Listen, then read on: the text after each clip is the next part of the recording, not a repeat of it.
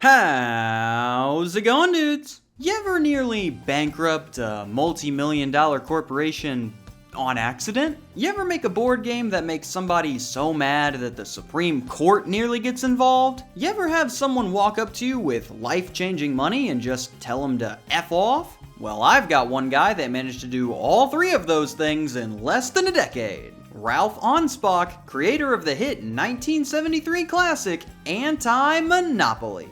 Anti-Monopoly is the subject of one of the craziest sagas in the history of the genre, as this simple bust-the-trust game has been embroiled in immense controversy, untold amounts of confusion, and multiple lawsuits that had the potential to completely unravel the entire board game market. This thing in my hands? Apparently one of the most important games ever published, and most of us have never even heard of it. So what I'm going to do here is try to learn you a little bit about what this thing is and what it did, including all of the whack crap that stemmed from its many courtroom appearances, like how it almost killed the entire Monopoly brand. Remember the Breakey courtroom drama, when they almost hired the Backstreet Boys to make a song about these things? This stuff is in a whole other league. But before we can figure out why this game caused so much trouble, we first need to know what the game even is. So let's dive barefoot and blindfolded into an absolute mess by taking a look at one of the most destructive board games in history,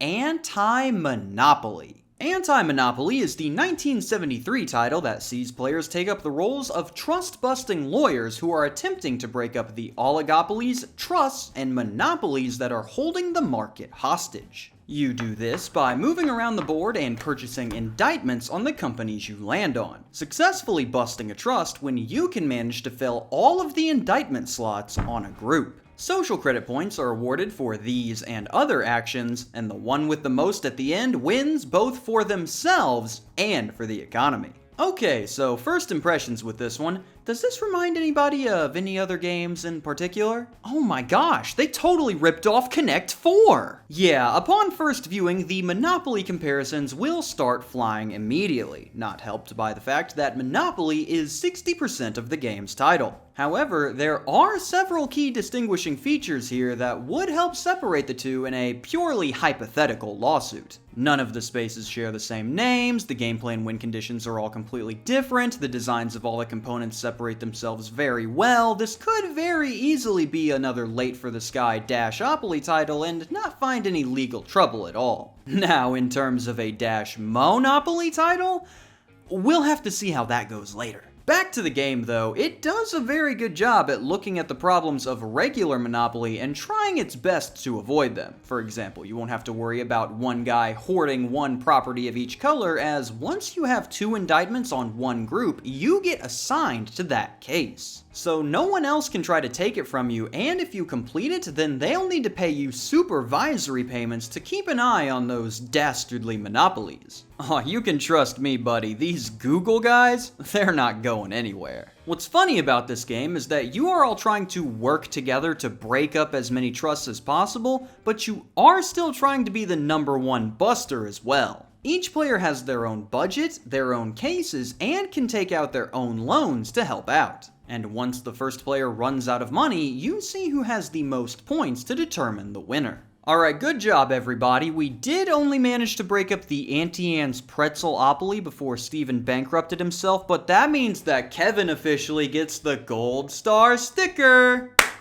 We'll meet up again next year. Of course, any self-respecting game could always use a little chaos, which is where the mailbox cards come in, causing effects that can help or harm your mission, such as your testimony inspiring a tightening of antitrust laws, political pressure ruining all your hard work, the Supreme Court ruling for or against your interests, one of your key witnesses fleeing the country altogether, getting invited to address the Commonwealth Club, which I believe doesn't do anything, a monopolistic businessman getting appointed to the head of the antitrust division, you getting caught bugging the office of a fellow agent, or you receiving one of several accolades, like winning Trustbuster of the Year, making this year's Who's Who in Washington, or even getting promoted. all of which do absolutely nothing. Keep up the good work, sport. Overall, a pretty easy, simple game that helps you learn the bare essentials of the antitrust process if you haven't the slightest clue what any of that is, with it also being admittedly pretty funny sometimes. But as this thing hit store shelves and subsequently started flying off of them, there was one group that was absolutely not laughing. Not laughing at all. So let's go now into super special awesome story time and see what led Parker Brothers to almost implode their entire gosh dang business. The year, December. Time, 1973. Ralph Anspach, econ professor at San Francisco State, publishes Anti-Monopoly to a decent opening, selling approximately 419,000 copies and bringing in nearly $1 million in revenue. This is what we in the business call a lot of freaking money. Not one to enjoy the sight of somebody having a good time, the Parker brothers saw the increasing popularity of Anti-Monopoly and said, "Hey, wait a minute.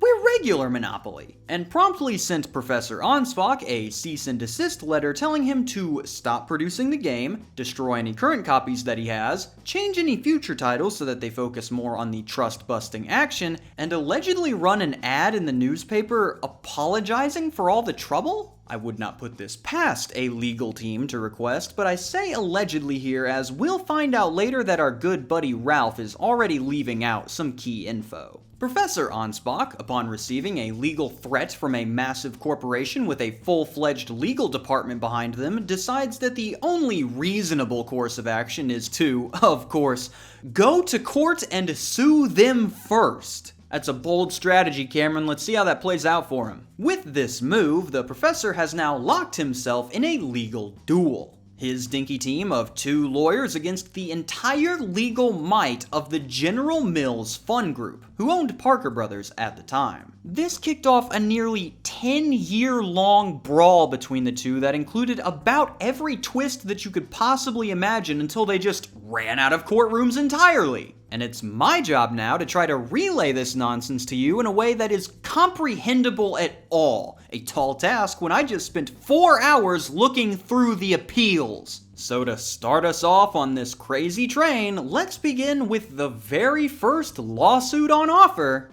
Anti-Monopoly Inc. versus General Mills Fund Group, Northern District Court of California. Now, this is by far the most complicated story ever covered on here. In addition to most of the information coming in the form of legal documents, there are a ton of contrasting accounts all over the internet as to who did what when and what actually even happened. So what I'm going to do here is present the timeline of information in the order that events were given to the courts, with the info provided by the court documents being what I'm going with as my best source since they were the ones used to make the decisions. As an example of what I'm dealing with here, there is a documentary by PBS about this time period and Monopoly's history. And just by reading the documents of the case that they are talking about, they have gotten multiple things wrong. So with that, let's finally start this nonsense off. Plaintiff, Anti-Monopoly Inc., claims that the entire Monopoly trademark is completely invalid based on 2 factors. It was either never valid to begin with, or has since become generic enough to void the trademark altogether. So basically, they sent this man a cease and desist letter, and his first reaction was to try to completely destroy the Monopoly brand.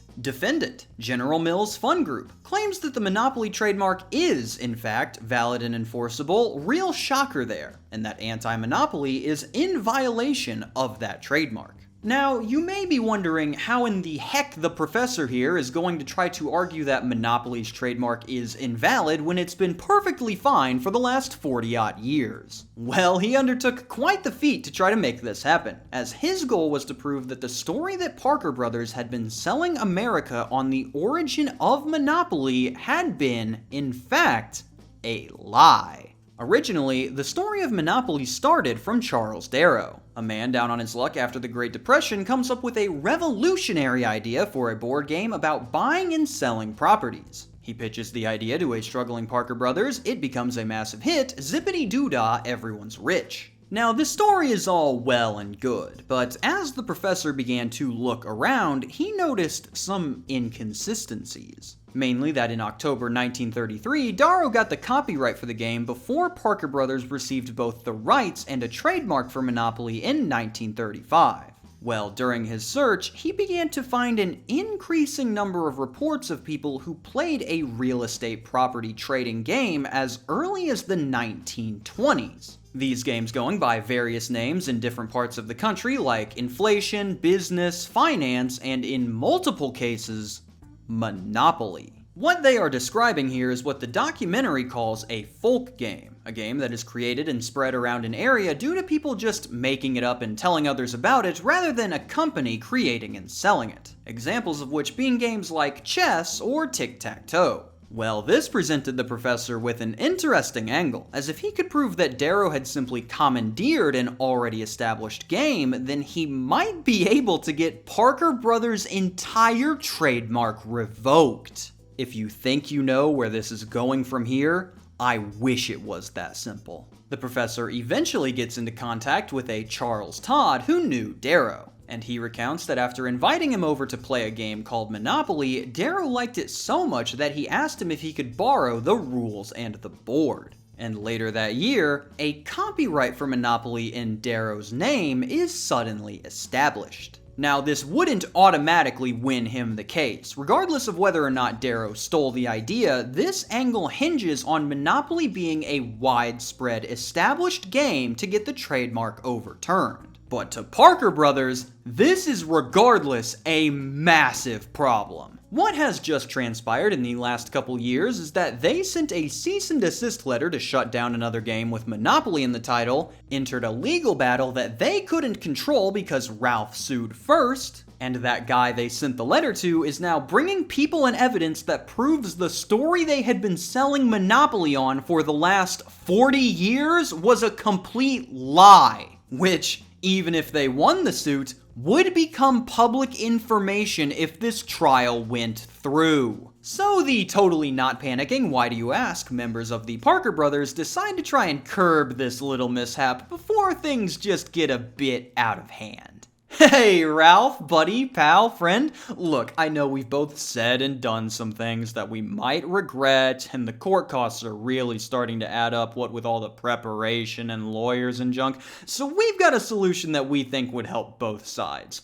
We really like the game you made. Great game, by the way. Really gets the message across. In fact, we like it so much that we are willing to buy the rights to it so that it can be sold all over the country. We will give you $500,000 for the rights to Anti-Monopoly, and we will also give you an executive level position at Parker Brothers so that we can just put all of this behind us and you can keep making more great games. What do you say?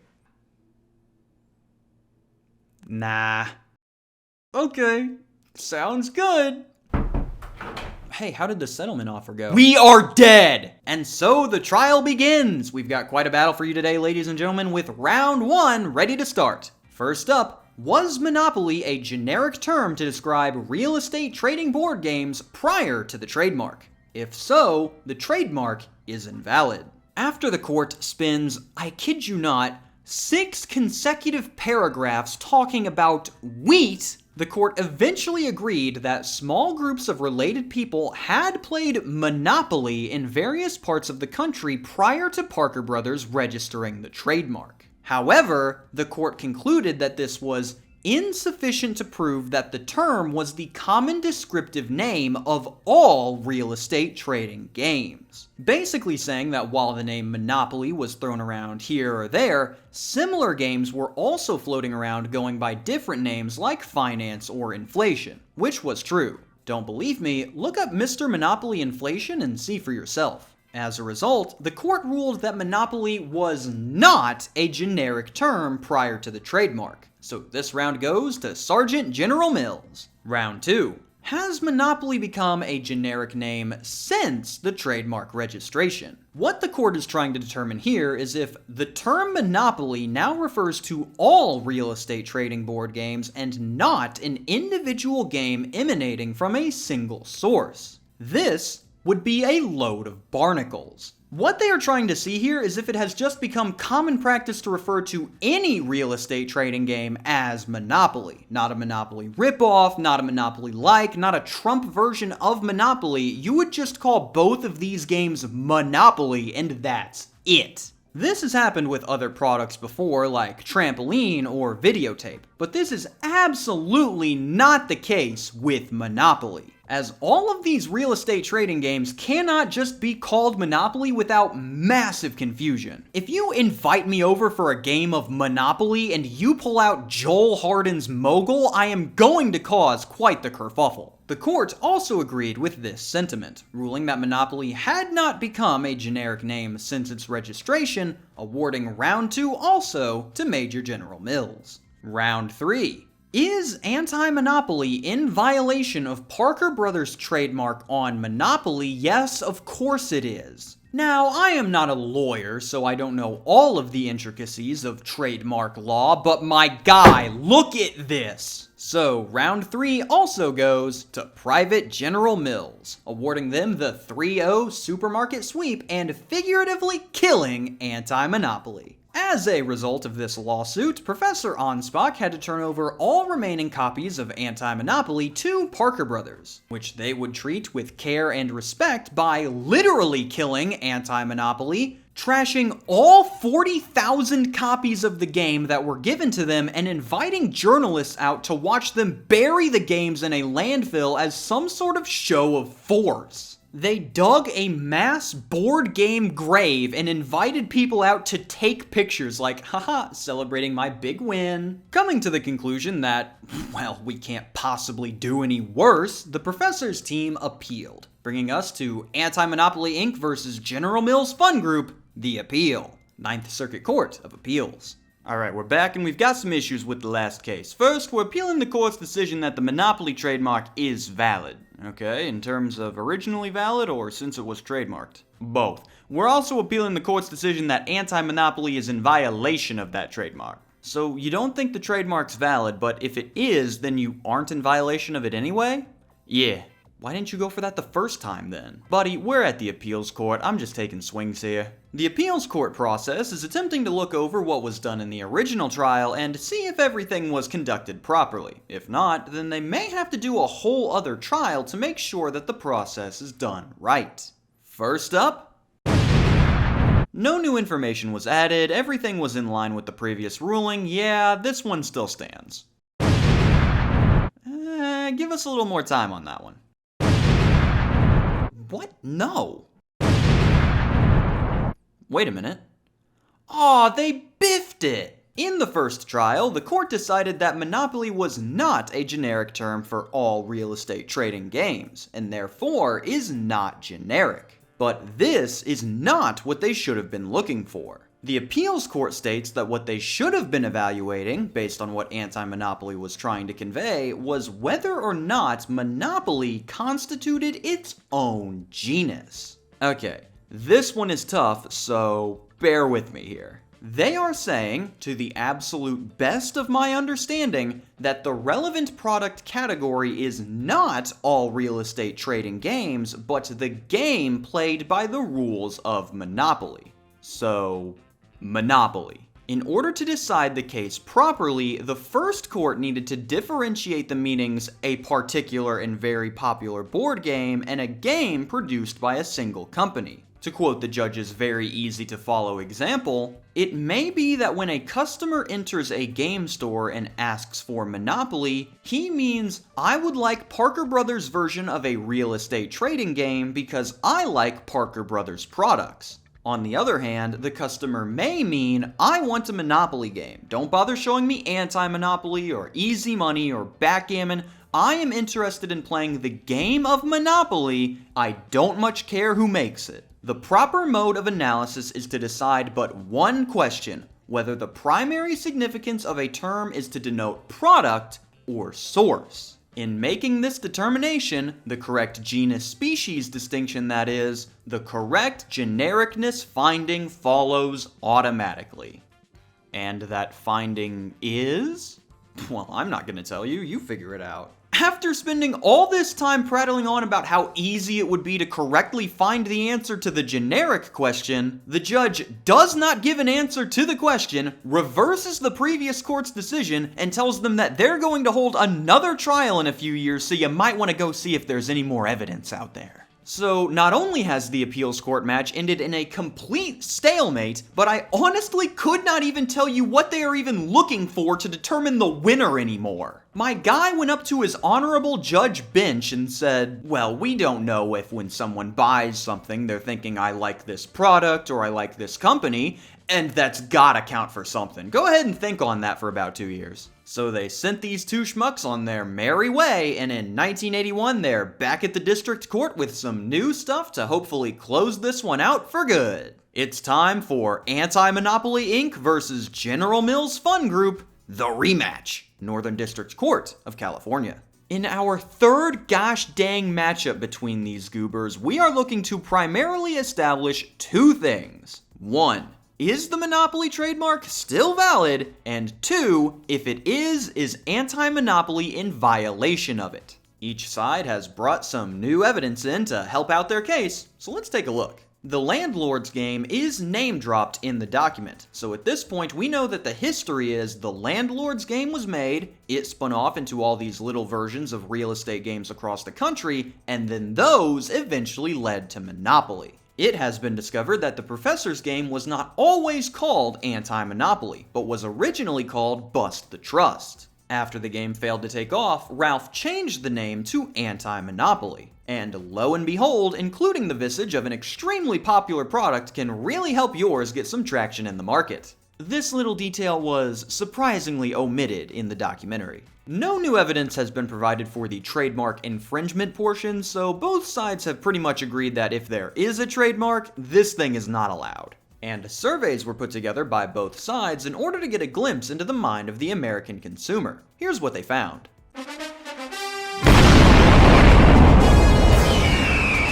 It is determined that the Professor's survey not only does a bad job at finding the right information, but it is pointed out that the survey is trying to skew the results in their favor by asking leading questions. It even fails at doing this right, as 1 out of 3 people who bought Monopoly said they did so mainly because they liked Parker Brothers products. The Parker survey is much less controversial, with it finding that 63% of people could correctly identify Monopoly as a brand name, and that 55% of people could correctly identify Parker Brothers as the maker of the game. That seems like a low number, but more than half is a pretty solid score. If you went up to random people on the street and asked them, hey, who makes Oreos? Do you think more than half of them would get it? Do you even know who makes Oreos? That's pretty much all the new evidence, so let's see what the courts are thinking this time.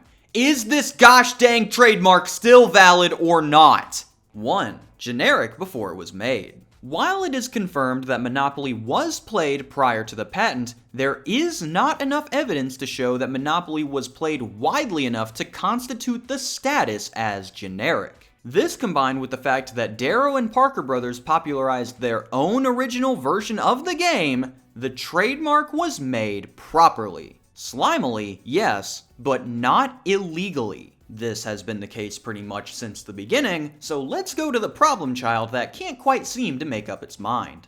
2. Generic since it was made. This court is required by the appeal court to try to find that super easy answer to the genericness question that the last judge totally knew, but he wants to hear your answer first just to make sure that you know too. The new judge is very excited about this project, as you can tell from the tone of several of his quotes in the document. One fact which this court need not ignore is that most consumers, indeed an overwhelming proportion thereof, purchase any given product not out of goodwill or affection for the producer, but because they want or favor the product. Only a shareholder of the General Mills Fun Group could reasonably be expected to purchase a Parker Brothers game out of an affection or goodwill for the corporation. Accordingly, the Ninth Circuit's mandate that this court divine the primary significance of Monopoly in the consumer's mind must necessarily involve subtle inferences into the complex, convoluted mind of the American consumer,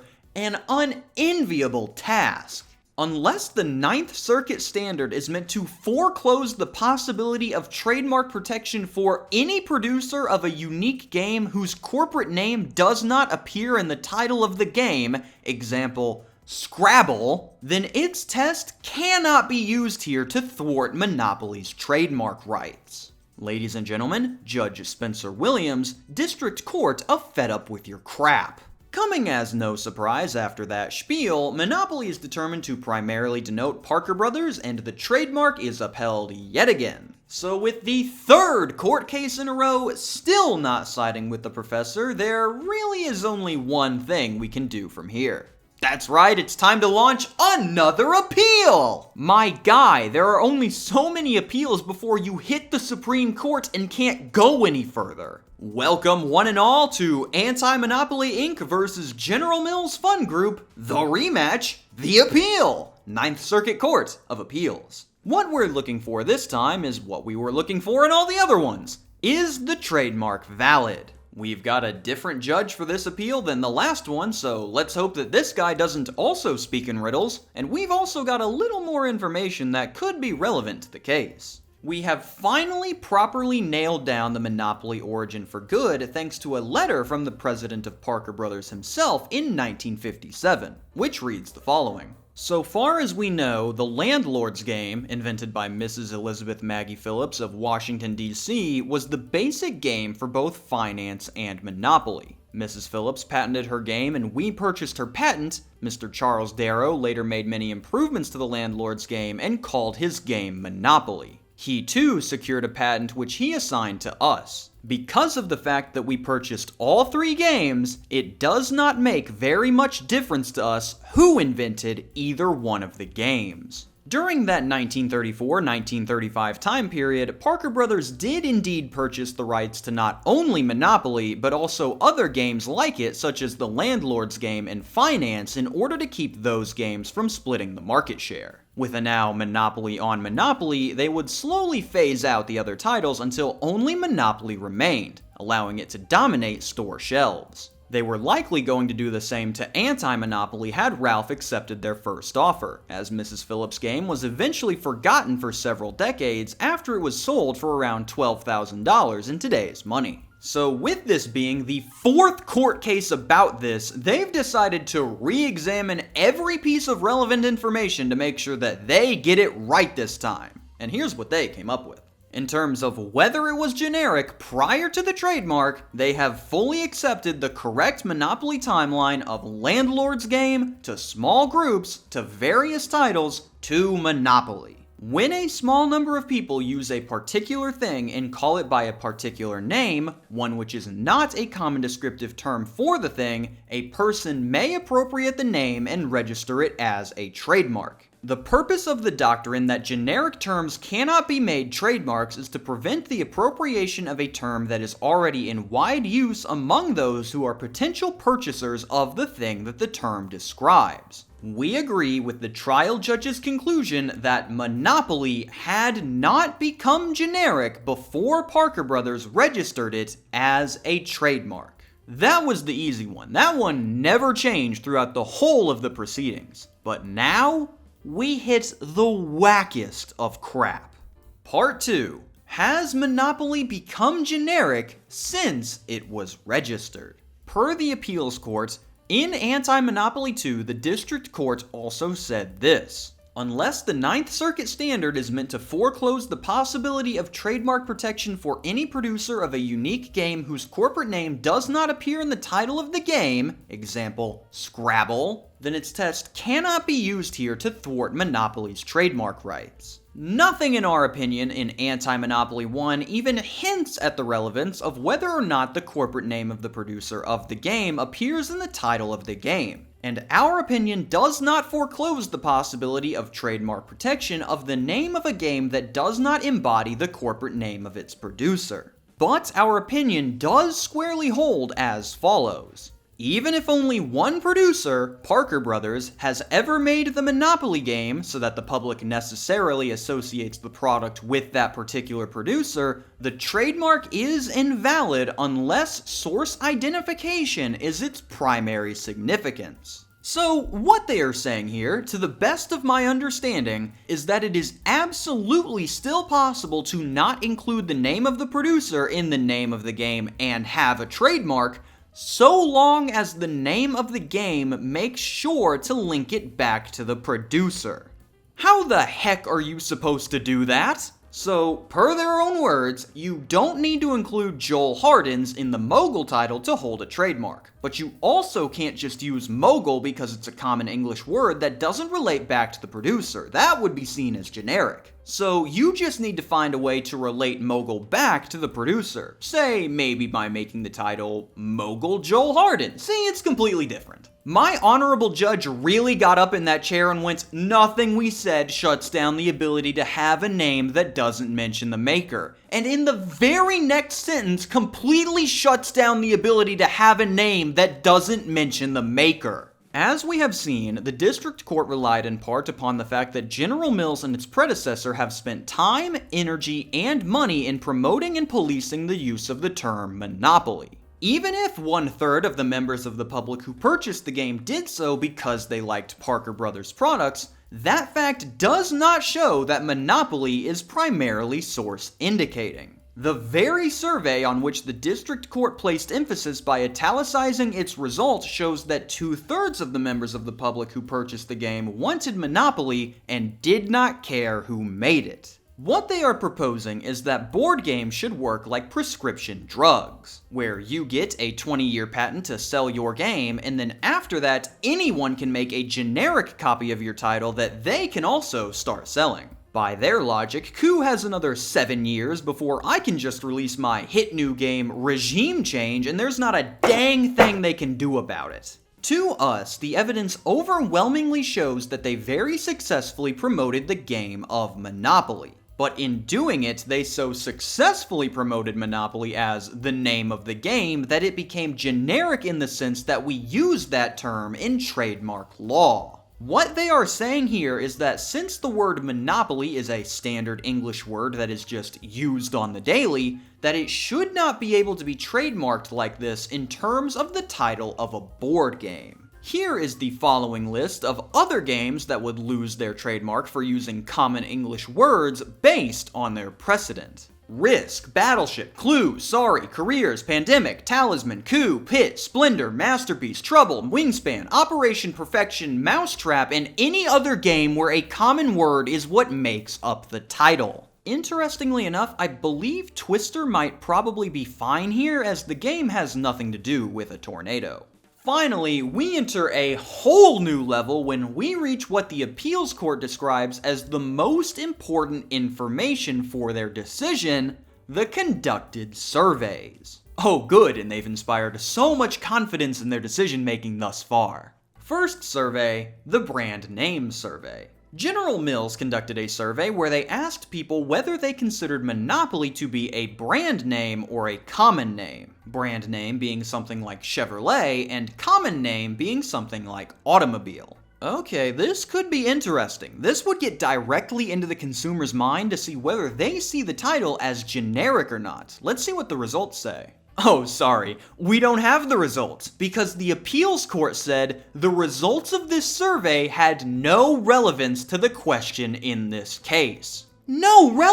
That's exactly what you were looking for! You told them to go out, locate the correct genericness finding, they ask people as to whether they see the game as generic, and when they come back you say, "This isn't what I wanted," then why did you ask for it? Under the survey definition, Monopoly would have to be a brand name because it is made by only one company. Yeah, welcome to how a brand works. You telling me only Ford makes Ford cars? Why hasn't anyone else tried that? Second survey. Anti-Monopoly survey this time, people were asked, are you familiar with business board games of the kind in which players buy, sell, mortgage, and trade city streets, utilities, and railroads, build houses, collect rents, and win by bankrupting all other players, or not? About 53% said that they were, and those people were then asked, if you were going to buy this kind of game, what would you ask for? That is, what would you tell the sales clerk that you wanted? About 80% of them said Monopoly. The heck game were the other 20% thinking of? Okay, it's a board game, you buy properties, you buy railroads, you build houses, you can mortgage properties. You ever heard of this before? Oh yeah, dude, I love backgammon. The appeals court says that this works for the case, partially because they've got money on the anti-monopoly money line, and partially because we think that the results of this survey are compelling evidence of a proposition that is also dictated by common sense. An overwhelming portion of those who are familiar with the game would ask for it by the name Monopoly. Dude, they remembered the name of a product they enjoyed? Can't be having that. Third survey, the motivation survey. Remember the anti-monopoly survey that was thrown out of the last court due to the slight issue of it being overwhelmingly prone to errors of subjective grading? Yeah, they allowed that back in as evidence because... Fourth survey, the Tide survey. General Mills submits a survey from Tide, where people were asked if they primarily buy Tide because they like the Tide detergent or because they liked Procter & Gamble's products, with 68% saying that they bought it because they liked the detergent. You may have recognized that this question is almost exactly the same as the anti-monopoly survey that was just admitted, where they asked, did you buy Monopoly due to liking the product or because you like Parker Brothers products? The appeals court didn't think so, saying that the results in the Tide survey are of no relevance to this case. Surely, they must have a dang good explanation for this one, because I'm about to call for an investigation. Quote, there were various respects in which the survey was different from the motivation survey used by anti-monopoly, but we shall not suddenly attach great importance to technical considerations. Oh yeah, there are tons of reasons why this one is different than the other one, but we're just so busy that we couldn't possibly take the time to explain them. Just take our word for it, bro. They better be glad that a jury trial wasn't given. If we had fans in the stands for this, they'd be throwing beer bottles on the court like we're in gosh dang Cleveland. And after our honorable Judge Yapper finally wraps up his spree, we are finally able to hear the final verdict. We hold that finding 2 is clearly erroneous because, although there is some evidence to support it, our examination of the evidence leaves us with the definite and firm conviction that a mistake has been committed. We hold that, as applied to a board game, the word Monopoly has become generic, and the registration of it as a trademark is no longer valid. We freaking won? Parker Brothers has just lost not only the suit, not only all the money in attorney fees, but also their entire right to the Monopoly trademark altogether. And the worst part is, I can't even be happy about it because I just witnessed the biggest instance of ref ball I've ever seen in my life. What the heck was that? My guy got into his judge chair and made a call so bogus, even the opposing team went, ooh, that's bad. Again, I am not a lawyer, so I could be missing something here, but it's gotta mean something that after reading and rereading these cases for hours, every time the district court explained their findings, I went, oh yeah, okay, I can see where they're coming from there. And every time the appeals court explained their stuff, I'm frozen from reading the dumbest sentence I've ever seen in my life. Parker Brothers got hit by the biggest screw job I've seen in all my days, and I'm just standing on the sidelines shouting, ref, please, throw the flag, my guy's getting murdered out there. But there will be no flag. There will never be a flag. The ref's already thinking about Cancun. I honestly believe that what happened is that the appeals court got so butthurt from the district court pointing out their garbage in the third case that they went, oh, you're taking shots at me? You're talking noise at me? You're shaking my bag of cats, little bro? Well, guess what? I'm revoking your decision. Parker Brothers, your trademark's no longer valid. Hee-haw. As a result of this win, Anti-Monopoly is now able to properly return to producing and selling their game. And as a hilarious bonus, Parker Brothers also needs to reimburse Ralph for every copy of the game they destroyed in that little celebratory extinction event that they hosted. Good! Remember kids, never start showboating until the game is over. But that little mishap is far from the biggest problem Parker Brothers is worried about right now. You see, with no trademark on Monopoly, anyone is now able to make and sell their own version of the game, turning Monopoly into a chess-type title that will absolutely kill the company. So what do you do when you think the court has screwed you over? Why, you appeal, of course! And with no appeal courts left above this one, there is only one place left that this case can go. Straight to the Supreme Court of the United States of America. Tensions are high. This is the last chance for both parties, both with everything on the line. The highest court in the country about to hear the case for what could decide the future of trademark validity in America as a whole. Let's go now to the Supreme Court Cam to see their first reaction. What is this? Board game crap? I don't have time for this. Just go with whatever the last guy said. They outright refused to hear the case. Parker Brothers has permanently lost. There is nothing they can do about it. The makers of the popular board game Monopoly today drew a chance card and lost, for real. They didn't go to jail, they didn't pass go, but lost their monopoly on Monopoly. Quite a few Monopoly has lost its monopoly on Monopoly stories were printed that next week, and our beloved professor could finally rest easy knowing that his legal troubles were over. But quite a few people were concerned as to what this ruling meant for other trademarks across the US. Parker Brothers has maintained that such an interpretation of the law could have a devastating economic impact on companies. But Robin Rolfe, executive director of the United States Trademark Association, said it is still too early to see what the real impact will be. Perhaps it will have no impact. That would be our greatest hope.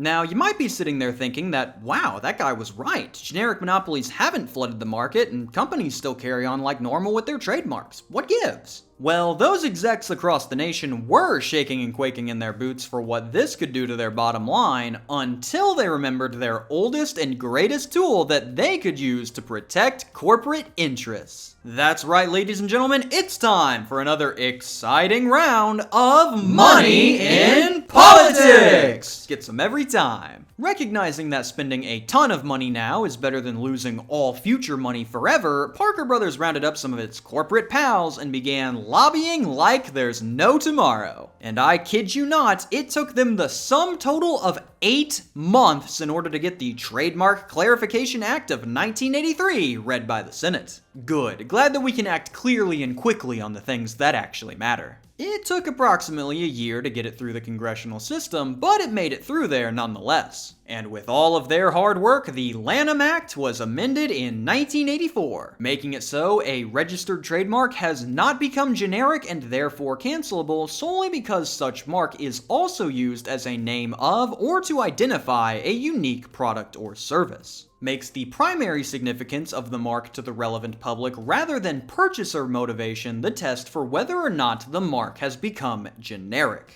In short, it means that in order for the trademark to be lost, it would need to follow the same path as, say, air fryer, which was a trademarked product name until it became used to describe any type of these air frying devices. Other examples of names that used to be trademark include flip phone by Motorola, aspirin, which Bayer still has in some countries, and heroin? Somebody once had a trademark on heroin? Oh, let's see. Name brand heroin is a lot better, but Great Value's hotshot juice is cheaper. This set of rules does make a lot more sense than whatever the heck that last judge was spouting off, but it is unfortunate that they got to this by bribing their way into it. And as a result, Parker Brothers has officially regained control of the Monopoly trademark. Whew, that was a close one. But now that we got that taken care of, we should be able to keep this company up and running for quite some time. Now, this is not the end of the story, but it is the end of my collection of court documents and congressional announcements. So from here on out, we are going to be dealing with tons of contrasting reports and timeline gaps that make it pretty hard to pin down the truth. Heck, that documentary from earlier straight up said that Ralph appealed to the Supreme Court and they ruled in favor of him, which A, Ralph had already won at that point, and B, the Supreme Court never even heard the case. As a result, this section's gonna be a lot more hazy than the rest, but there is still a lot to unpack. First, with Monopoly now back in control of its own trademark, this once again opens the door to possible legal trouble with Anti-Monopoly. Hooray! But after everything they had already been through, both sides were kinda just like, Do you want to go back in there? No. Do you? Heck no! And decided to settle out of court. The details are a little fuzzy. Some say that Anti-Monopoly was excluded from the Monopoly trademark and could still sell the game without issue. Others say that Ralph sold the rights to them but kept the rights to his other game. All that we know for sure is that at some point between 1984 and 1991, Ralph would sell the rights to Anti-Monopoly to Parker Brothers, who then licensed the game back to him to be sold on the market. This little alliance would continue seamlessly and without issue all the way up until it didn't anymore. Shocker, I know, more on that later. Another interesting thing that happened during this time period was another little game released by the name of Gay Monopoly, a title that we've looked at prior that dropped in 1983 before getting atomized in a lawsuit by Parker Brothers. I found this timing interesting as how was Anti-Monopoly able to win their suit against Parker Brothers while Gay Monopoly got obliterated? And what I was able to come up with was that Gay Monopoly was under fire for a completely different reason: copyright infringement. See, Anti-Monopoly was in violation of the trademark. It used the word monopoly not to say that it was anti the board game, it was anti the general economic concept of a monopoly. That word just happened to be under trademark when used as the title of a board game. Gay Monopoly, meanwhile, is not referring to a homosexual company that controls the market and barriers to entry. It is referring to a homosexual version of the Parker Brothers board game, which was done without the permission of the company, which is why they got eviscerated in the lawsuit. This also adds another layer to the Gay Monopoly lore, as when you look at the details of the game and the timing of its release, something really fishy starts to take shape. You see, the Monopoly trademark was finally found to be void in February of '83. This makes nationwide news, and everyone is quite shocked by this. Mysteriously, before the end of that same year, a title by the name of Gay Monopoly would release, claiming to be a celebration of gay life. Despite having quite a lot of effort poured into it, the game does contain errors in its trivia and effect cards, the scaling of its property prices, and in one case, an entire property not having a price at all, giving the impression that it was partially rushed. Additionally, despite containing many mechanics that separate it from the Parker Brothers game, it still chooses to use Monopoly in the title, which opens it up to the legal trouble that kills the game. Well, with all of this background information about what was happening to Monopoly at the time, I think I do now have an answer for all these questions, as I think that Gay Monopoly's main purpose was to allow Fire Island Games to capitalize off of Monopoly losing its trademark by releasing a game that would catch the attention of the public, not realizing that while Parker had lost the trademark, they still had the copyright. This series of events answers so many of those questions. Why did it release in this time period? Because Monopoly's trademark was removed. Why does it contain so many blatant errors? Because its rushed production meant that it couldn't do proper quality control. And the big one, why did they use Monopoly in the title knowing that Parker Brothers would absolutely seek legal action? Because they thought that they could get away with it now that the trademark was invalid. This makes the whole thing even worse because now we know for sure that if they would have changed the name, they would have been fine because Parker Brothers didn't even have a trademark at that point. There was literally only one single way that they could have gotten into legal trouble, and they smacked that sucker into right field for Parker Brothers' easiest pop fly of their life. What Gay Monopoly did here was basically watch the patent for Claritin expire, put out a drug called Claritin 2, and then immediately get sent to the Shadow Realm for copyright infringement. Actively impressed that they managed to screw up the only point where they could have gotten away with this with no repercussions. All they had to do was walk in a straight line and they managed to trip, fall, and die. And that should bring to a close the complete saga and impact of Anti-Monopoly.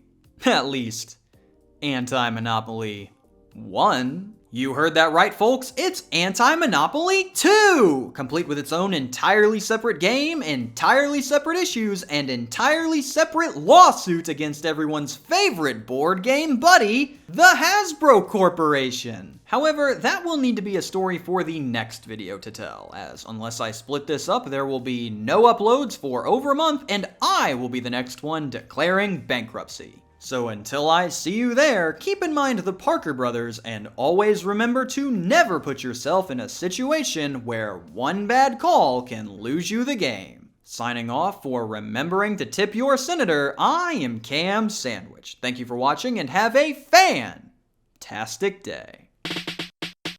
A special thank you to my suppliers, staff, and chefs over at the deli, as well as the media preservers helping me get these rare games ported for the public to enjoy. If you'd like to join the crew, you can take a look using the link in the description below.